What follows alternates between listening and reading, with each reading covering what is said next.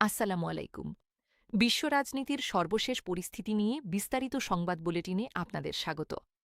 বর্তমানে আন্তর্জাতিক অঙ্গনে একাধিক গুরুত্বপূর্ণ ঘটনা বিশ্ব রাজনীতির গতিপথকে প্রভাবিত করছে। ইউরোপের নিরাপত্তা পরিস্থিতি, মধ্যপ্রাচ্যের কূটনৈতিক তৎপরতা, এশিয়ার ভূ রাজনৈতিক পরিবর্তন এবং বৈশ্বিক অর্থনীতির নতুন চ্যালেঞ্জ নিয়ে বিশ্বনেতারা ব্যস্ত সময় পার করছেন। প্রথমেই আসা যাক ইউরোপের পরিস্থিতিতে। ইউরোপের নিরাপত্তা ও প্রতিরক্ষা ইস্যু বর্তমানে আগের যে কোনো সময়ের তুলনায় বেশি গুরুত্ব পাচ্ছে। বিভিন্ন দেশ নিজেদের প্রতিরক্ষা সক্ষমতা বৃদ্ধি এবং সামরিক আধুনিকীকরণের দিকে জোর দিচ্ছে। বিশ্লেষকদের মতে দীর্ঘমেয়াদী ইউরোপীয় নিরাপত্তা কাঠামোতে বড় ধরনের পরিবর্তন দেখা যেতে পারে।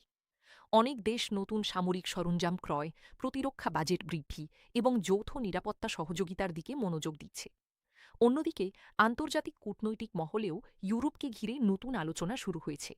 বিভিন্ন বৈঠকে আঞ্চলিক স্থিতিশীলতা এবং দীর্ঘমেয়াদী নিরাপত্তা নিয়ে আলোচনা অব্যাহত রয়েছে। এদিকে মধ্যপ্রাচ্যের পরিস্থিতিও বিশ্ব রাজনীতির অন্যতম আলোচিত বিষয়। এই অঞ্চলে জ্বালানি নিরাপত্তা, আঞ্চলিক সহযোগিতা এবং কূটনৈতিক সম্পর্ক নিয়ে নতুন উদ্যোগ দেখা যাচ্ছে। বিভিন্ন দেশ নিজেদের অর্থনৈতিক ও রাজনৈতিক অবস্থান শক্তিশালী করার লক্ষ্যে নতুন অংশীদারিত্ব গড়ে তোলার চেষ্টা করছে। বিশ্বের বড় অর্থনীতিগুলো মধ্যপ্রাচ্যের পরিস্থিতির দিকে বিশেষ নজর রাখছে, কারণ এই অঞ্চলের স্থিতিশীলতা বৈশ্বিক জ্বালানি বাজারের সঙ্গে সরাসরি সম্পর্কিত। বিশ্লেষকদের মতে আগামী কয়েক বছরে মধ্যপ্রাচ্যে অর্থনৈতিক সহযোগিতা এবং অবকাঠামোগত বিনিয়োগের গুরুত্ব আরও বাড়তে পারে। এদিকে এশিয়া অঞ্চলেও গুরুত্বপূর্ণ পরিবর্তন লক্ষ্য করা যাচ্ছে। বিশ্ব বাণিজ্যের একটি বড় অংশ এশিয়ার বিভিন্ন সমুদ্রপথের মাধ্যমে পরিচালিত হয়। ফলে আঞ্চলিক নিরাপত্তা, বন্দর উন্নয়ন এবং সামুদ্রিক বাণিজ্য আন্তর্জাতিক অঙ্গনে গুরুত্বপূর্ণ আলোচনার বিষয় হয়ে উঠেছে। বিশেষজ্ঞদের মতে এশিয়ার অর্থনৈতিক গুরুত্ব ভবিষ্যতে আরও বৃদ্ধি পাবে এবং বৈশ্বিক অর্থনীতির একটি বড় অংশ এই অঞ্চলের প্রবৃদ্ধির ওপর নির্ভর করবে। অন্যদিকে ভারত, জাপান, দক্ষিণ কোরিয়া এবং দক্ষিণ পূর্ব এশিয়ার বিভিন্ন দেশ নিজেদের অর্থনৈতিক ও কৌশলগত অবস্থান আরও শক্তিশালী করার চেষ্টা করছে। আন্তর্জাতিক অর্থনীতির দিকে তাকালে দেখা যায় বিশ্ব এখনও বিভিন্ন চ্যালেঞ্জের মুখোমুখি।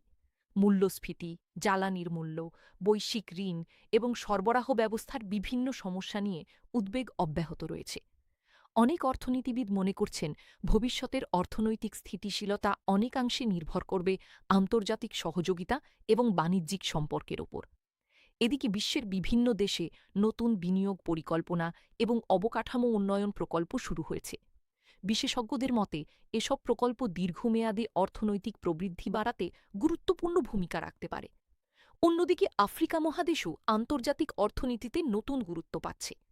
আফ্রিকার বিভিন্ন দেশ শিল্পায়ন, অবকাঠামো উন্নয়ন এবং আঞ্চলিক সহযোগিতার মাধ্যমে নিজেদের অর্থনৈতিক সক্ষমতা বাড়ানোর চেষ্টা করছে। অনেক আন্তর্জাতিক বিনিয়োগকারীও আফ্রিকার সম্ভাবনাময় বাজারগুলোর দিকে নজর দিচ্ছেন।